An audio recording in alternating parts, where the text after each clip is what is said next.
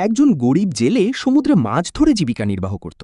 প্রায়ই কাজ শেষে বাড়ি ফেরার সময় সে শহরের সবচেয়ে ধনী লোকটিকে একটি বিলাসবহুল গাড়িতে যেতে দেখত, আর মনে মনে ভাবত, ইস, আমারও যদি এমন ভাগ্য থাকত। যাদের ভাগ্য ভালো তারা কত রাজকীয়ভাবে জীবন কাটায়। আমার তো ভাগ্যই খারাপ, এত পরিশ্রম করার পরও আমি গরিবই রয়ে গেলাম। একদিন সেই ধনী লোকটির ব্যবসায় ভীষণ বড় ক্ষতি হলো, আর রাতারাতি সে রাস্তায় নেমে এলো। এই খবর শুনে গরিব জেলেটা খুব খুশি হল। সে ভাবল, এবার বুঝবে গরিবী কাকে বলে।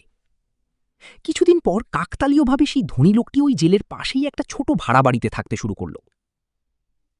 এখন তারা দুজনেই ভোরে উঠে একসাথে মাছ ধরতে যেত। একদিন সমুদ্রে তারা অনেক মাছ পেল, আর সেগুলো বিক্রি করে ভালো টাকা আয় হল।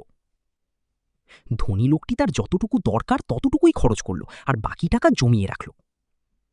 কিন্তু গরিব জেলেটা সব টাকা নিজের শখ আহ্লাদে খরচ করে ফেলল। পরের দিন গরিব জেলেটা একাই মাছ ধরতে গেল। অন্যদিকে সেই ধনী লোকটি তার জমিয়ে রাখা টাকা দিয়ে আরও 2জন লোককে কাজে লাগাল। সারাদিনে তারা 3জন মিলে গরিব জেলের চেয়ে কয়েক গুণ বেশি মাছ ধরল। এরপর সেই ধনী লোকটি একই কাজ করতে থাকল, যতটুকু দরকার ততটুকু খরচ করে বাকি টাকা দিয়ে আরও লোক নিয়োগ করত।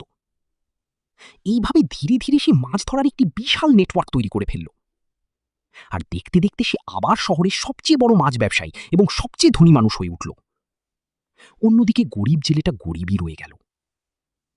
বন্ধুরা, যদি তোমরা জীবনে পরিবর্তন আনতে চাও, তাহলে সবার আগে তোমাদের নিজের চিন্তাধারায় পরিবর্তন আনতে হবে। গরিবি দূর করতে হলে নিজের মাইন্ডসেট বদলাতে হবে। যদি গল্পটা তোমার ভালো লাগে তাহলে লাইক দাও। এমন আরও অনুপ্রেরণামূলক গল্প পেতে ফলো করো। আর তোমার মতামত কমেন্টে জানাতে ভুলো না।